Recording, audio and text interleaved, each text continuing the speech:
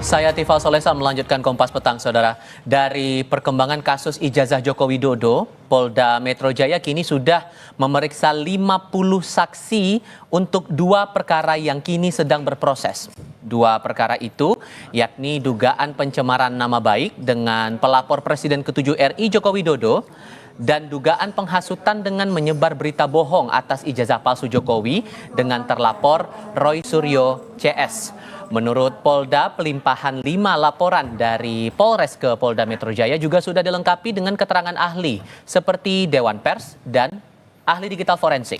Sebelumnya pada Selasa lalu, pelapor Roy Suryo CS Peradi Bersatu mendatangi Mapolda Metro Jaya untuk meminta penyelidikan laporan ijazah palsu dinaikkan ke tahap penyidikan. Untuk itu, Peradi Bersatu menyurati Kapolda Metro Jaya agar memberi atensi untuk percepatan perkara yang menyeret Roy Suryo CS itu. Pasal yang kita laporkan. Tunjukin ya surat intinya. Ah ya.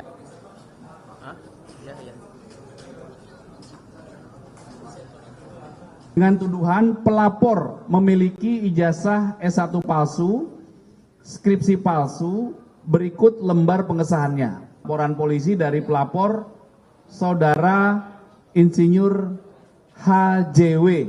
Penyelidik sudah memeriksa 49 saksi dalam tahap penyelidikan. Objek perkara yang kedua ini dasarnya 5 laporan polisi. Yang beberapa laporan polisi itu ditarik dari beberapa Polres. Objek perkaranya adalah menghasut orang lain untuk mengetahui atau menghasut orang lain untuk melakukan perbuatan pidana serta menyebarkan berita bohong yang disebarkan melalui media elektronik. Terlapornya adalah Saudara RS dan kawan-kawan. Penyelidik sudah melakukan pengambilan keterangan terhadap 50 saksi.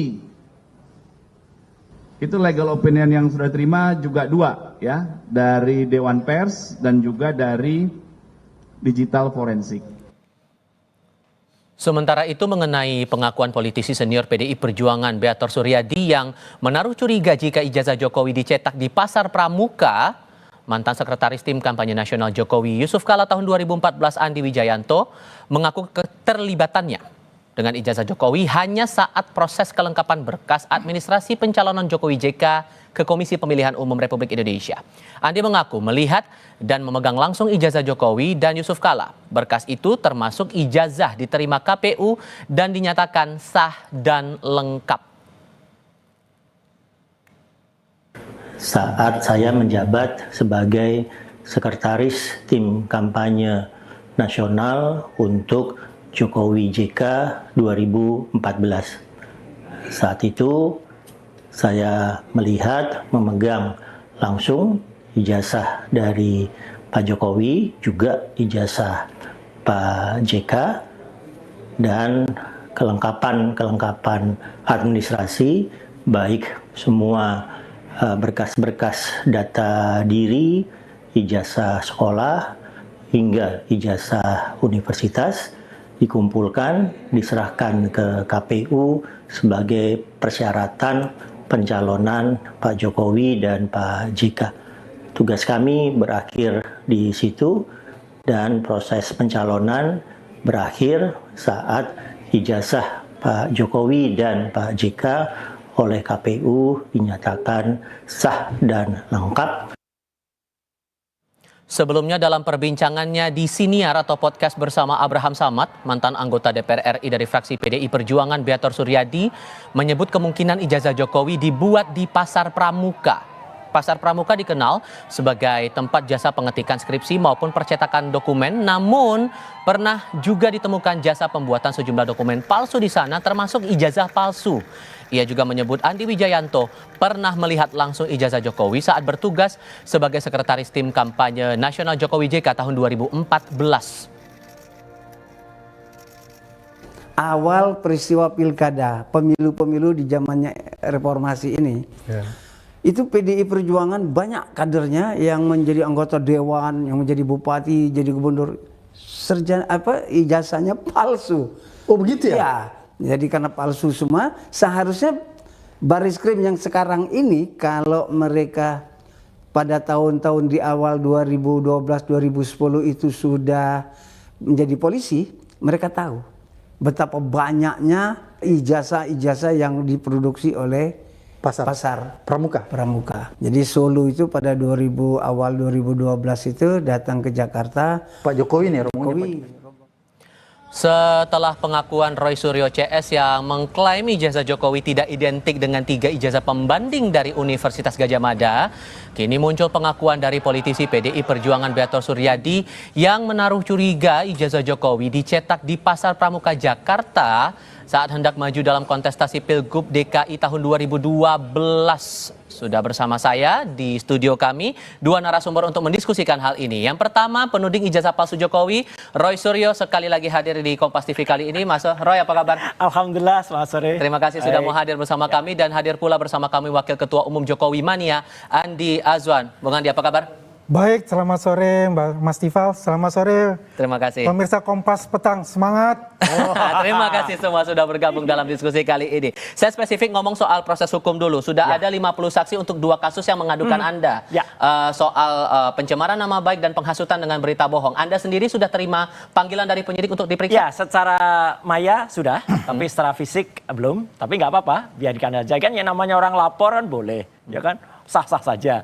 Perkara yang lapor nanti ternyata nggak punya legal standing, mengada-ada, ya, nah itu nanti lain soal, ya kan? Ini apa ini orang-orang ini gitu loh. Tapi nggak apa-apa, biarin aja, ya bikin capek Polda Metro aja gitu. Tapi kemudian apakah Anda punya bukti baru yang bakal menguatkan posisi Anda? Oh iya, enggak. Artinya gini, dari pelaporan aja kan sekarang kan clear kan? Ini pelaporan nggak ada hubungannya dengan yang kemarin ya gitu. Ini kan salah satu cara dari Joko Widodo untuk dia supaya nggak nunjukin ijazahnya. Ini track yang track yang licik aja kalau menurut saya. Ya, jadi dilaporkannya adalah menghasut, ya kan? Tapi mungkin pelapornya nggak baca kali ya, keputusan MK. Tapi nanti nggak apa-apa, bahwa MK itu sudah kemudian memutuskan bahwa pasal 160 KUHP itu hanya bisa kalau ada bukti delik materialnya. Jadi kalau hanya delik formil itu nggak ada korbannya, nggak ada yang terbukti menghasut ya. Bisa menghasut tuh gini, saya dilaporkan menghasut. Terus yang dituduhan harus ada siapa yang terhasut, siapa Mas Tifal misalnya. Mas Tifal misalnya tidak terbukti Mas Tifal itu terhasut, ya nggak bisa. Dan itu harus kalau kita misalnya menghasut untuk melawan negara. Nah, apakah Joko Widodo negara? Bukan juga kan? Terus pasal 28 itu juga kan clear kan? Undang-undang ITE apalagi. Saya membahas itu dari tidak ada sara, tidak ada ras yang kemudian dilawan. Nah, nggak apa-apa lah, biarin aja ya, ini lucu-lucuan aja. Anda meyakini sudah cukup responsifkah polisi soal ini? Mengingat sudah ada 50 saksi, tapi ini kan aduan udah sejak akhir April, tapi sampai sekarang belum ada status jelas lagi. Ya begini ya Mas Tifal ya, kalau kita lihat kan ini ada 6 LP, ya kan? 50 saksi, yang satu yang memang dari Pak Jokowi sendiri, yang lain kan dari relawan-relawan maupun simpatisan-simpatisan.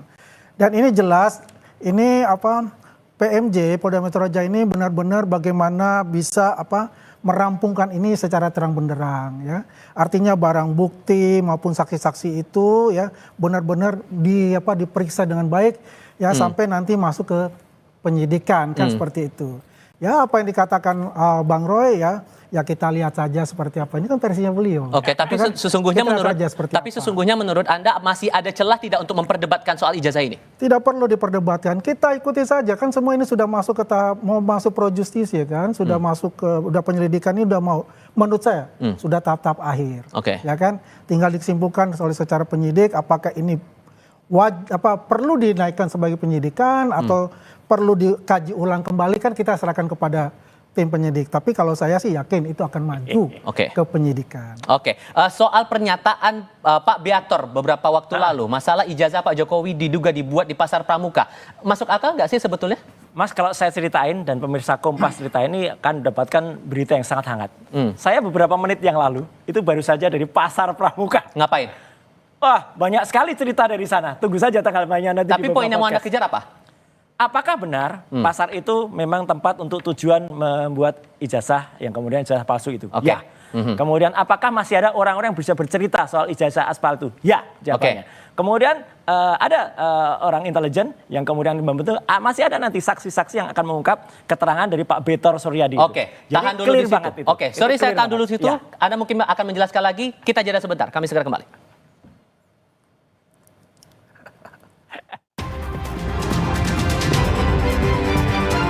Nama Pak Jokowi itu nggak tercatat di Fakultas Kehutanan UGM. Masuk akal nggak alasan itu? Tidak masuk akal. Karena begini, Bang Beto itu kan dari katanya-katanya. Dia tidak melihat langsung seperti apa kan gitu. Apalagi dia mengatakan 2012, karena saya 2012 itu, saya kan adalah di tim kampanye Jokowi Ahok, Pilgub DKI. Di tim sosialisasi kampanye. Yang sehari-hari memang itu adalah di markas yang namanya Borobudur 22. Kalau Beto ngomongin kan Menteng 22, itu aja sudah salah gitu kan. Udah jelas gitu. Apakah dia terlibat di dalam itu? Saya rasa tidak. Ini karena selalu mengatakan asumsinya katanya. Ya kan? Kalau kita mengacu kepada yang namanya ijazah. Ya kita mengacu 2005 gitu, 2004 2005 ya kan, Pil Wali Kota Solo. Kan. Itu kan dimasukkan adalah Insinyur Joko Widodo dengan FX Rudi gitu. Di KPU Solo kan bisa dilihat, dibuka aja di Google Pilwalkot. Solo 2004 2005 dan yang berlanjutan 2010 itu kan tercantum di situ semua. Insinyur Joko Widodo bersama FX Rudi. Ya. Ijazah yang disampaikan kepada KPU, ya jelas itu adalah ijazah insinyur kehutanan beliau dari UGM. Sehingga kalau menurut Anda dengan munculnya pernyataan itu dan Anda tetap meyakini bahwa Lab 4-nya Barreskrim kemarin itu sudah menyatakan ijazah valid, kesannya ini mau dibawa kemana? Ya tinggal gini saja, kan ini kan sudah diadukan di PMJ, Polda Metro Jaya, ya kan. Sudah di sana, sudah diproses ya. Kita tunggu saja sampai kapan ini akan dinaikkan ke tahap-tahap berikutnya, kan begitu. Nah, lalu lah kita bertarung lah di sisi argumen-argumen dan barang bukti dan sebagainya, ya kan, oleh pihak tim kuasa hukum masing-masing, kan begitu. Tapi saya ingin meng-highlight ya, perkataan dari Betor Suryadi itu gitu. Dia itu membuka boroknya PDIP ini dengan masalah calon bupati, calon wali kota dari PDIP yang mungkin sekarang sudah jadi bupati, wali kota ataupun gubernur. Kenapa dia bilang mengatakan bahwa itu banyak dari Pasar Pramuka? Ini sebetulnya berbahaya perkataan seperti ini gitu. Jangan sampai nanti terjadi asumsi dari publik yang menuduh seperti itu gitu.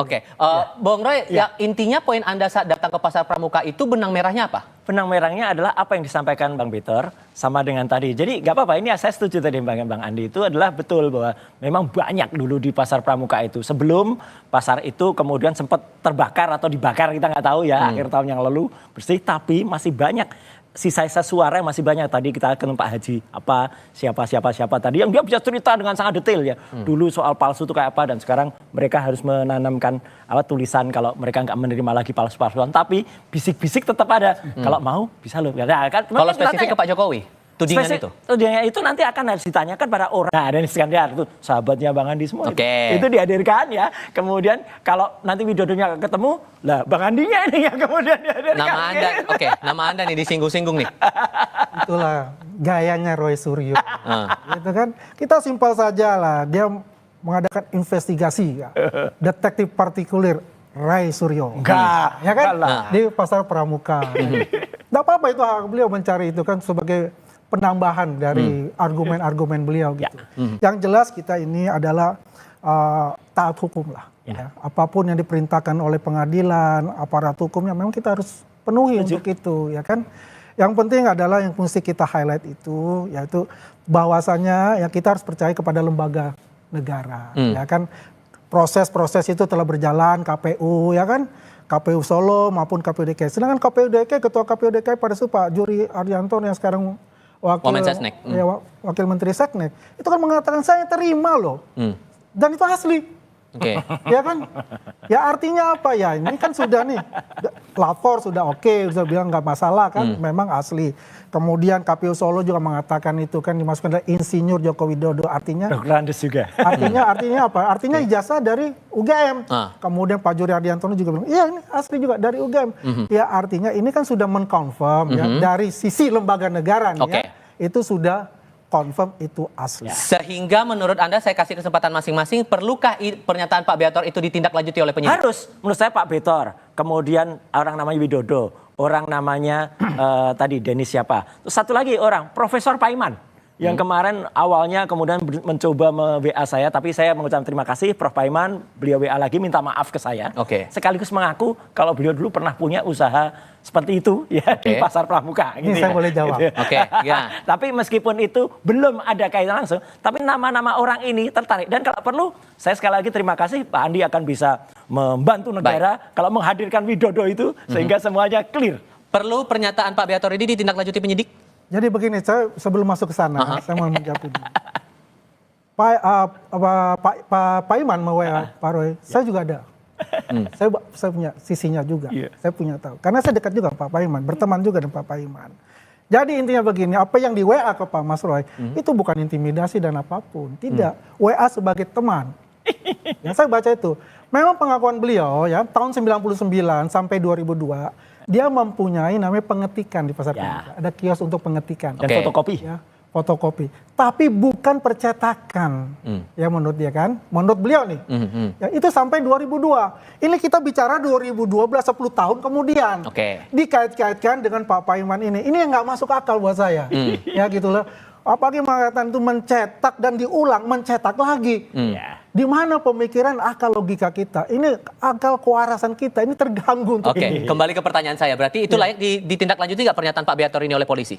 Ya, kalau itu penting menurut para penyidik kepolisian bahwa ini penting sebagai tambahan barang bukti, bisa saja. Ya, yang penting itu adalah tidak ada yang namanya itu ya katakanlah intimidasi dan sebagainya ya. Kalau aparat keamanan itu perlu ya silakan saja ya kan. Kalau itu tidak perlu ya monggo kerso gitu loh. Kita nggak boleh juga menekan-nekan penyidik Polda Metro Jaya. Kita mana kita kan bisa intervensi untuk itu.